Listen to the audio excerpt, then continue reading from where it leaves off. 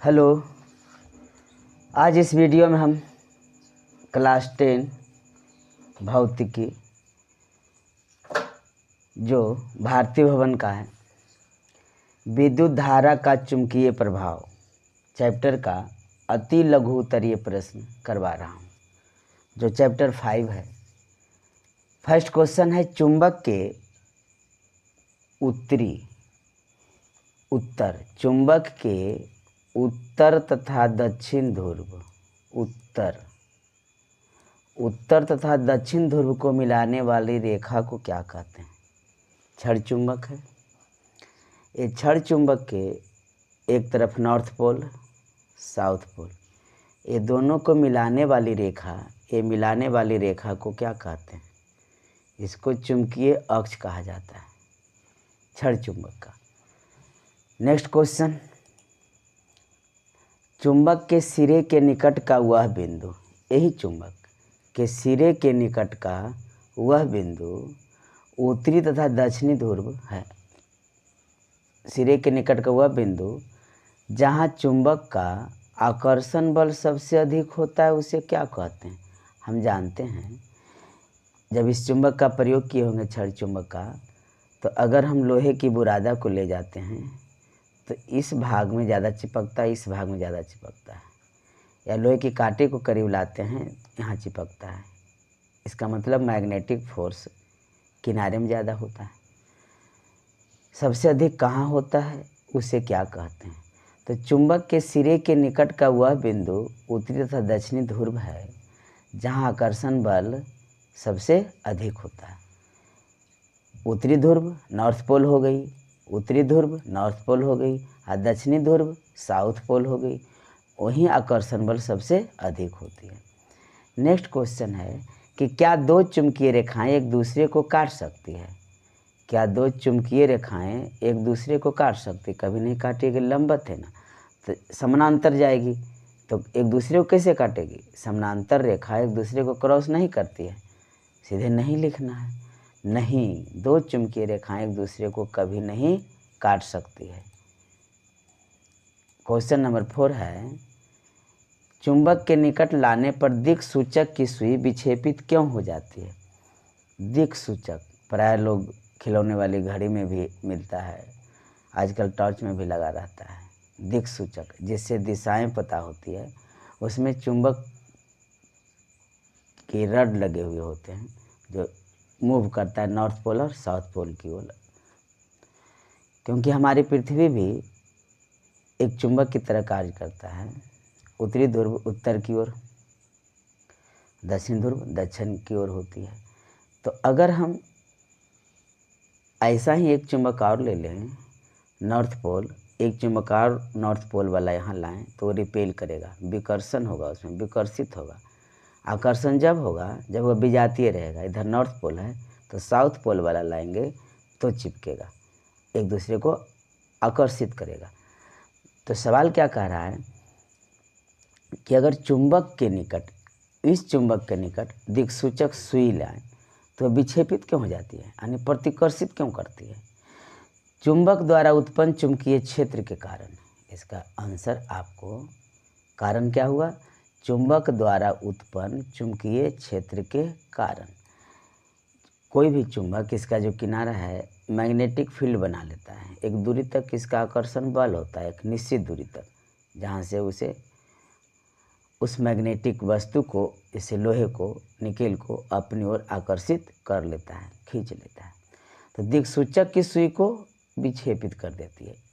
जब हम दिक्सूचक के पास या चुंबक के पास दिक्सूचक को लाते हैं या दिक्सूचक के पास चुंबक को ले जाते हैं, तो चुंबक द्वारा उत्पन्न चुंबकीय क्षेत्र के कारण ही वह विक्षेपित हो जाती है।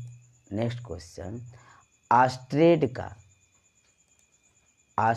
लिखा हुआ है, मिसप्रिंट है। आस्ट्रेड के प्रयोग में चुंबकीय सुई के विचलन की दिशा किन किन बातों पर निर्भर करती है? आस्ट्रेड ने जो प्रयोग किए थे, चुंबकीय सुई के जो विचलन था, प्रतिक्षेपित जो होती थी, उसकी जो दिशा है वह किन बातों पर निर्भर करती है? ऑस्टेट के प्रयोग में चुंबकीय सुई के विचलन की दिशा, धारा की दिशा तथा चुंबकीय धारा जो है चुंबकीय सुई के ऊपर या नीचे, इन दो बातों पर निर्भर करता है। दो बातें आपको याद रखनी है, धारा की दिशा और चुंबकीय सुई के ऊपर या नीचे जो धारा प्रवाहित हो रही है उसकी दिशा को याद रखनी है। इन्हीं दो बातों पर ऑस्टेट के प्रयोग में चुंबकीय सुई के विचलन की दिशा निर्भर करती है। क्वेश्चन नंबर 6, परिनालिका किसे कहते हैं? अगर हम नरम लोहे का रड ले लेंगे या कांटे ले लेंगे, इसके ऊपर एक चालक तार जो विद्युत रोधी हो, वैसा तार को लपेटेंगे, इस प्रकार से घुमा घुमा के राउंड राउंड घुमाएंगे, तो यह जो इस प्रकार का फेरा वाला जो व्यवस्था बना उसी को परिनालिका कहते हैं। और अगर ये तार से विद्युत धारा प्रवाहित की जाती है धारा, तो यह लोहा अस्थायी चुंबक बन जाता है। लेकिन अगर इस नरम लोहे की जगह इस्पात लिया जाए और विद्युतरोधी चालक तार को ऐसे लपेट के ऐसा लपेटा जाता है, एक दूसरे पर नहीं होती बल्कि एक दूसरे के आसपास होती है और धारा प्रवाहित की जाती है, तो वह चुंबक अस्थायी चुंबक हो जाता है। तो इसी प्रकार की व्यवस्था परिनालिका कहलाती है। कहता है जब एक लंबे विद्युतरोधी चालक तार पर को सर्किल रूप में इस प्रकार लपेटा जाए कि तार के फेरे एक दूसरे से अलग हो किंतु अगल बगल हो, आस पास हो, एक दूसरे पर ना हो, ऐसी व्यवस्था ही परिनालिका कहलाती है। क्वेश्चन नंबर 7 है कि क्रोड किसे कहा जाता है? यही परिनालिका में जो मैं नरम लोहा यूज किया या इस्पात यूज किया।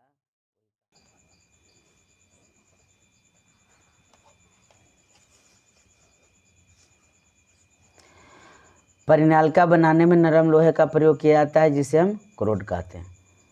तो नरम लोहे का प्रयोग जो किया, ये लोहा क्या कहलाई? क्रोड कहलाती है।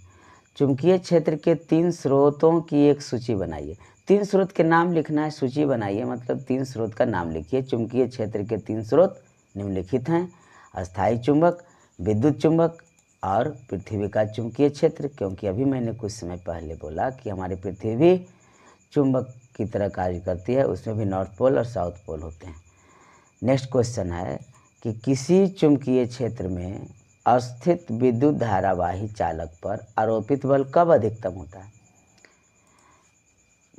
किसी चुंबकीय क्षेत्र में स्थित विद्युत धारावाही चालक पर आरोपित बल तब अधिकतम होता है जब विद्युत धारा की दिशा चुंबकीय क्षेत्र की दिशा के लंबवत हो। चुंबकीय क्षेत्र की दिशा के लंबवत हो तो सबसे अधिकतम धारा बल आरोपित होगी, लेकिन अगर वह समानांतर होगा तो कम होगा। नेक्स्ट क्वेश्चन है कि विद्युत चुंबकीय प्रेरण किसे कहते हैं? इंपॉर्टेंट क्वेश्चन है। विद्युत चुंबकीय प्रेरण किसे कहते हैं?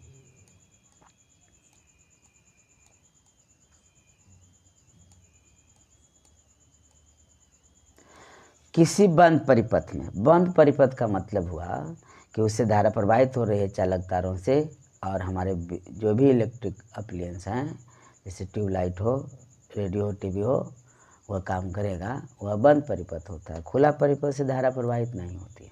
तो किसी बंद परिपथ के चुंबकीय क्षेत्र में परिवर्तन होने पर उसमें विद्युत धारा बहने लगती है। इस घटना को ही विद्युत चुंबकीय प्रेरण कहा जाता है। नेक्स्ट क्वेश्चन नंबर 11, विद्युत मोटर में ऊर्जा का रूपांतरण कैसे होता है? हम जानते हैं कि ऊर्जा न तो नष्ट होती है न तो उत्पन्न किया जाता है, सिर्फ उसका रूपांतरण होता है। जो माइक से मैं बोल रहा हूँ रिसीवर है, तो मेरी मुंह से निकले ध्वनि ऊर्जा को यह माइक रिसीवर क्या करता है? विद्युत ऊर्जा में कन्वर्ट कर देता है। उसी प्रकार विद्युत मोटर ऊर्जा का रूपांतरण विद्युत से यांत्रिक ऊर्जा में बदल देता है। मोटर का क्या काम है? विद्युत से यांत्रिक ऊर्जा में बदलना। ऊर्जा का रूपांतरण कर दिया विद्युत से यांत्रिक ऊर्जा में। ऐसी कुछ युक्तियों का नाम लिखिए जिनमें विद्युत मोटर उपयोग किए जाते हैं। ऐसी युक्ति ऐसे गैजेट का नाम बताना है आपको जिसमें विद्युत मोटर प्रयोग किए जाते हैं। पंखा हो गई, वाहन हो गई, गाड़ी, कार, बस, ट्रक, कूलर। एक कूलर है जो घर में हम लोग गर्मी के मौसम में लगाते हैं। कूलर इस समय क्या लगाई जाती है? विद्युत मोटर। नेक्स्ट क्वेश्चन, विद्युत मोटर का सिद्धांत क्या है? विद्युत मोटर का सिद्धांत लिखना है। यह विद्युत धारा के चुंबकीय प्रभाव पर आधारित है। जब किसी धारावाही कुंडली को किसी चुंबकीय क्षेत्र में रखा जाता है तब उस पर एक बल युग्म कार्य करता है। इस बल की दिशा फ्लेमिंग के वामहस्त नियम द्वारा ज्ञात होता है। फ्लेमिंग के वामहस्त नियम के द्वारा यह हमें प्राप्त होती है। फ्लेमिंग ने जो वामहस्त का नियम दिए उसी थ्योरी के आधार पर विद्युत मोटर का सिद्धांत है। क्वेश्चन नंबर 14 है, विद्युत जनित्र क्या है? यानी इलेक्ट्रिक जनरेटर क्या है? यह भी इम्पोर्टेंट क्वेश्चन है। विद्युत जनरेटर क्या है? विद्युत जनित्र एक ऐसी युक्ति है जो यांत्रिक ऊर्जा को विद्युत ऊर्जा में बदल देता है। सीधे उल्टा देखिए, मोटर का क्या काम था? विद्युत ऊर्जा को यांत्रिक ऊर्जा में बदलना। और एसी का क्या काम है? विद्युत जनित्र का यांत्रिक ऊर्जा को विद्युत ऊर्जा में बदल देना, यानी एसी में कन्वर्ट कर देना। विद्युत जनित्र का सिद्धांत लिखिए। यहाँ सिद्धांत लिखना है। विद्युत जनित्र चुंबकीय प्रेरण की घटना पर आधारित होती है। विद्युत जनित्र जो है वह चुंबकीय प्रेरण की घटना पर आधारित है। जब किसी बंद कुंडली को चुंबकीय क्षेत्र की दिशा में तेजी से घुमाया जाए तो चुंबकीय बल रेखाओं में परिवर्तन होता है, जिसके कारण कुंडली में एक प्रेरित विद्युत वाहक बल उत्पन्न हो जाता है और धारा बहने लगती है। अतः कुंडली को घुमाने से यांत्रिक ऊर्जा विद्युत ऊर्जा में परिवर्तित हो जाती है। नेक्स्ट क्वेश्चन है, विद्युत जनित्र का उपयोग। जनरेटर का उपयोग देखिए, पूछ रहा है क्वेश्चन। विद्युत जनित्र का उपयोग गाड़ियों को चलाने में, विद्युत धारा उत्पन्न करने में किया जाता है। हम लोग फंक्शन वगैरह में या बिजली किसी कारणवश कट जाती है तो जनरेटर का उपयोग करते हैं। नेक्स्ट क्वेश्चन है, दिश धारा के कुछ स्रोतों के नाम बताइए। यानी डीसी हमें कहाँ कहाँ से प्राप्त होती है? बहुत आसान सवाल है, इसे आंसर देना मूर्खता ही है। बहुत आसान सवाल है। आप लोग जो घर में टॉर्च यूज करते हैं उसमें सेल होता है जिसको शुष्क सेल कहते हैं। डायनेमो हो गई। दिष्ट धारा जनित्र, जो जनित्र है विद्युत जनित्र है, वह दो प्रकार के होते हैं। एक एसी वाला होता है, एक डीसी वाला होता है। डीसी को ही डायरेक्ट करंट जो होता है उसी को दिष्ट धारा कही गई, ऐसी अल्टरनेट करंट। तो दिष्ट धारा जनित्र, शुष्क सेल और डायनेमो इत्यादि। बढ़ते हैं क्वेश्चन नंबर 18 की ओर। प्रत्यावर्ती विद्युत धारा यानी एसी, प्रत्यावर्ती विद्युत धारा उत्पन्न करने वाले स्रोत के नाम बताइए। वहाँ डीसी वाला था, यहाँ प्रत्यावर्ती है, तो कौन कौन से वे गैजेट हैं? तो जनित्र थर्मल, उससे भी एसी निकलेगा।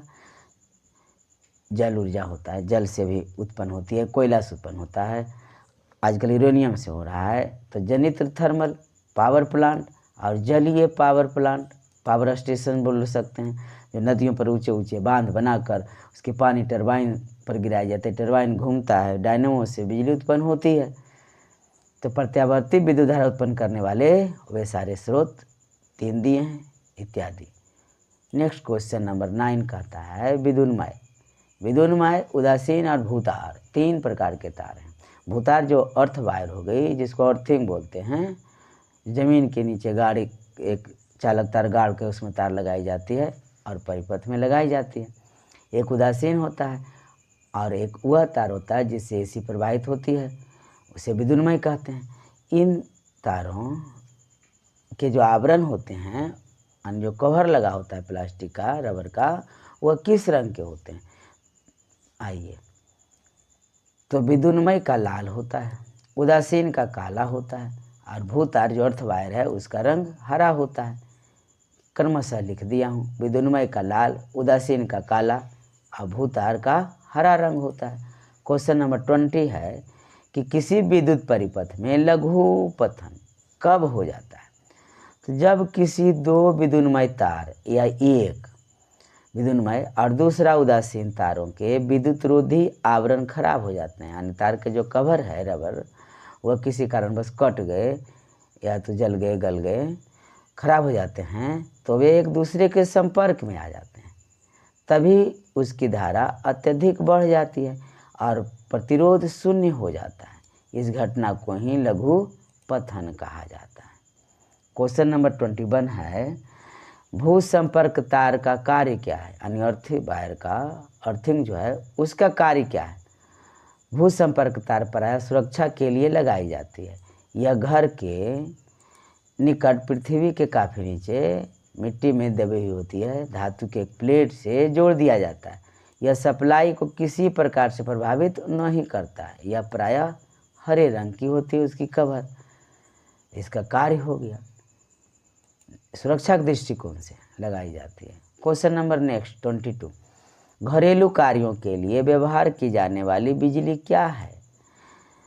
हमारे घरों में विद्युत आपूर्ति के लिए 220 वोल्ट पर प्रत्यावर्तित वोल्टता होती है, जिसकी ध्रुवता प्रत्येक सेकेंड 100 बार परिवर्तित होती है, अर्थात इसकी आवृत्ति कितनी होगी 50 Hz 50 हर्ट्ज। इसे संक्षेप में 220 वोल्ट बाय डैश देकर 50 Hz कहते हैं और इसे मेन लाइन पावर भी कहा जाता है। क्वेश्चन नंबर 23, घरों के विद्युत परिपथ में विद्युत उपकरण किस क्रम में जोड़े जाते हैं। तो जो क्रम जो है दो होते हैं, एक समांतर होते हैं, एक श्रेणी क्रम होते हैं। तो घरों के विद्युत परिपथ में जो विद्युत उपकरण होते हैं, जैसे ट्यूबलाइट हो, रेडियो हो, टीवी हो, जो भी हो, बल्ब हो, उसे समांतर क्रम में जोड़ी जाती है। ऑब्जेक्टिव क्वेश्चन जैसा है। नेक्स्ट क्वेश्चन 24, मुख्य धारा में वोल्टता का अधिकतम मान जिसके लिए फ्यूज पिघल जाता है, वह फ्यूज के किस गुण को निर्धारित करता है। वह फ्यूज की क्षमता को निर्धारित करता है। मुख्य धारा में वोल्टता का अधिकतम मान होने पर उसकी फ्यूज क्या होती है, पिघल जाती है, फ्यूज गल जाता है, तो उसे हम क्या कहते हैं, फ्यूज की क्षमता कहते हैं। 25, क्वेश्चन नंबर 25, क्या मैक्सवेल के दक्षिण हस्त नियम में मुट्ठी की उंगलियां की दिशा चुंबकीय क्षेत्र की दिशा में प्रदर्शित करती है। दक्षिण हस्त मतलब दायां हाथ, दक्षिण हस्त का मतलब दायां हाथ, ऐसे। तो मैक्सवेल के दक्षिण हस्त नियम में मुट्ठी की उंगलियों की दिशा चुंबकीय क्षेत्र की दिशा को प्रदर्शित करती है। यस, हाँ करती है। तो आज के वीडियो में आपने देखा कि विद्युत धारा का चुंबकीय प्रभाव जो चैप्टर 5 का था, भारतीय भवन से मैंने सारे अति लघु उत्तरीय प्रश्न का उत्तर मैंने करवाया। अब हम लोग मिलेंगे नेक्स्ट वीडियो में। धन्यवाद। तब तक आप सुरक्षित पढ़ें घर में।